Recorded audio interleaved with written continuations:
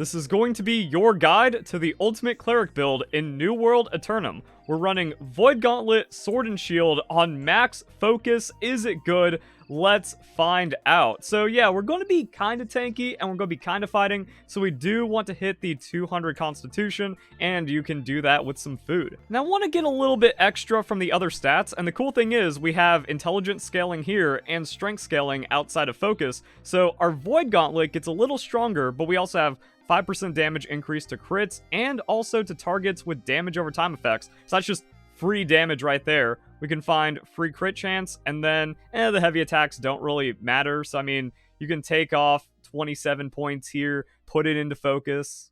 Yeah. So sometimes you're just stuck with the stats on your gear, and fortunately we're not losing too much. Also, depending on where you are at in the game, you might not have a heart rune ability, or the 20% doesn't really matter. So what makes us a cleric if we're running the Void Gauntlet and the Flail? Well, that's because we can find some healing inside of the Void Gauntlet. On successful ability hit, gain a stack of Void Essence at 6 stacks, consume the stacks, and then you have a healing aura, 20-second cooldown, but we also have the Orb of Decay that when it returns, it actually gives a healing effect to your allies. So you can have a nice little AoE of healing, but then Flail and Shield has a cleric class, and you see all these green things for really cool healing effects. So we have lifesteal, we have chain healing, we have it to where allies inside of it just get healed. And if you have allies around, it's passive healing, and as you can see on all of this, it says healing scales exclusively with focus. So it's not about the weapon damage. It's not, oh, I can go max strength, and then my 1800 damage flail gets to do more healing. Nah, you have to go into focus, but all the focus still gives you some damage, and then you actually have a nice little healing benefit in both of your weapons. So what do we want on our weapons? Refreshing move, Blessed. That's going to be incredible on the flail. The light attacks come out super fast, so you're getting a lot of cooldown reduction. Blessed giving you that outgoing healing efficiency. Then you can put whatever on the flail. The flail artifact is also really good and easy to get because it has refreshing move and life stealing, and then you can random perk the Blessed if you want to. It's kind of it's like a big investment, but if you're like super dedicated and you love the class, that's going to be pretty good. Then you also have like a little bit of extra healing on a block, and depending on stun or knockdown, you can do a bit more damage because we're still a damage class while being a tank class, while being a healing class. That's what's really fun about this build. Then we have the Void Gauntlet. So Voracious Blade, if you don't have life stealing, if you don't have Blood Drinker, this is going to give you most of the healing that you need. Then you can also go Blessed. The biggest thing is Blessed if you're going for the Cleric build. Voracious Blade, you can also put that on your armor and it's just fine, but if you get both on the weapon, take it. I don't really care for the Keenly Empowered. I would rather have Enchanted. And you don't really need Refreshing Move because your cooldowns come back so fast while you're just out there slashing things. So Blessed, Enchanted, and then whatever, and your Void Gauntlet is going to be pretty good. Gear is whatever. Get Focus Gear with Enchanted Ward, and then you do need to get a couple of perks, the Mending Vortex being very important. Powerful Eruption doesn't have to be on your weapon, but still like a nice little perk to have. And then the Shield just makes this build super duper strong because you can get Keen, you can get Vicious, you can get Shield Aggression, you can get all kinds of stuff on a shield, but the Shield Aggression is going to be a big one since it's just free base damage. Can also be a good place to get skill perks. Luck is just really good and free, and then you can get better items and stuff. I don't think Enchanted matters too much because the light attack spam on our flail, that's not where our damage is, but Vicious, like if you get the crit and then your abilities crit, that's damage. So yeah, instead of Fortifying Shield Rush, get Luck, and then this shield is great. Really, just Enchanted Ward Shield Aggression is all you need at base, and everything else on top of that is just a little good extra. So what does it look like to just open up with the flail? Like, we have Mending Vortex, so cool, we get all of our health back, we hit that. Then we can swap into the blade, put down that fun stuff, and carve everything up. Yay. And then every once in a while we get like the that pop for the healing aura, and then things are cool, and we can go back into our flail cooldowns, because that's like really good from our skill tree. And we just kind of kill everything as we need to.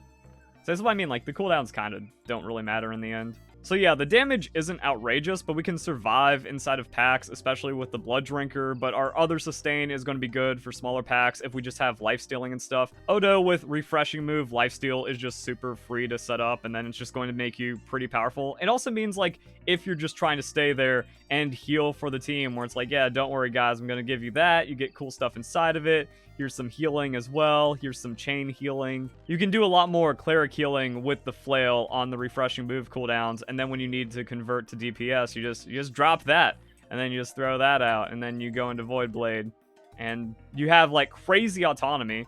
You're a tank, which is why we have the Carnelian. And just for a little bit of extra safety, since we're the tank, I like having leeching on the rune glass.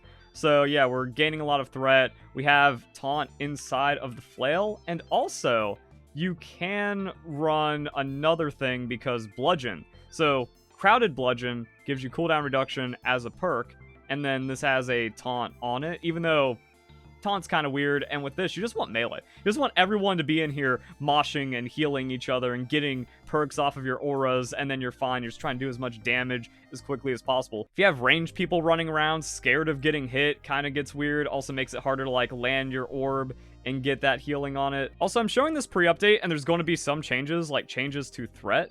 So it's actually going to be harder for people to take aggro, which means this build is just kind of like nicer words. Like, don't worry. If someone's behind you, you don't worry about them. They need to take care of themselves or figure it out. You're here to be doing damage, doing all of your work, setting it up. And then, like, the other thing is no one on your team has to worry about you as well. You're keeping infinite sustain. You're putting down a lot of debuffs. You're providing a lot of utility. It's their skill issue if they can't do anything with this. Since we are running a shield, if you want to stay in that medium equip load to not receive any penalties, kind of have to do some weird stuff on it.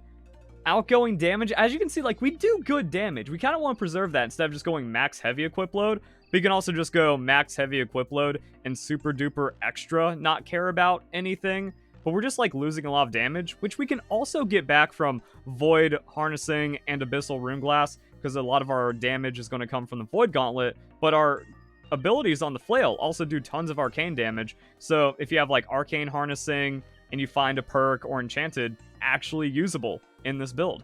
And then other tanky stuff with focus, constitution, that's good. Divine, incoming healing effects, health, and then some kind of protection. And then you just want like regenerating, refreshing. Fortifying Toast is actually good on this tankiness as well. So you just spam drinking potions and then you have 20% fortify. Yes. Now, because this is group focused cleric healing, I wanted to try it out in an expedition. But the thing is, expeditions are weird. Again, like, people are under geared. They're running off doing their own thing, especially in random matchmaking. You just kind of need to power through it and hope for the best. So I was doing all my stuff. I had absolutely no problems whatsoever. So again, like, if you're running this, at the very least, the healer doesn't have to worry about you, and they can focus on themselves and everyone else. And if everyone else is cuddling you, because that's what you want, you just want people to cuddle you, they're going to be getting passive healing and benefits as well. So if, like, you see a flail user in your group, whether it's out in, like, the open world running through high-level elite areas or something, or someone you get stuck with on an expedition, stay with them. And if you have a blood drinker, then yeah, you can just kind of stick around and hammer in as much damage as possible without having to worry about dying, which is really good. Or if you just have a couple of leeching effects, life stealing on your ring, life stealing on your weapon, and then a medium equip load that's somewhat optimized with some constitution, get 100 constitution in there, and then, like, yeah, you're good to go. But yeah, Glacial Tarn was no problem in this build. I know I'm like over geared a bit with my high gear score and my good weapons, but these are not hard things to get. You get Odo, you get full champion faction gear, and then you're just 675 plus. And then Mending Vortex on a random 600 gear score drop or something that you buy off the market for like 2k. And then you have everything you need. You're not going to be like perfectly optimized, but again, not dying, putting down significant amounts of damage. I was the tank and DPS carry in this run. And then you use that to beat expeditions, you get the rewards, maybe slightly upgrade your gear, and then you snowball that into mutations for higher level gear, and that's just how you upgrade into this point naturally and organically.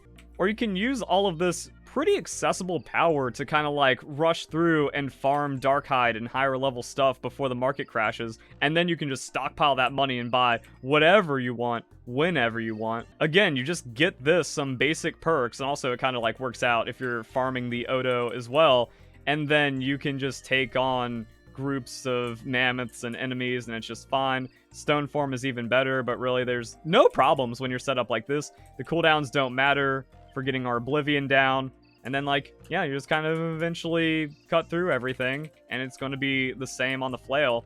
Now, technically you can be doing this with like an intelligence or a strength build, like I've shown for some of my other guides, But even with this, like, oh, I can also just be very accessible for mutations, have a lot of power as well, and carry. And if I have a group of people, they play around this, and then you're getting all kinds of really good loot, scaling, and snowballing, and then making crazy amounts of profit. And even then, our loadout is kind of inefficient. You put Jasper on this, and then our damage spikes. You do less focus because you're not in group content.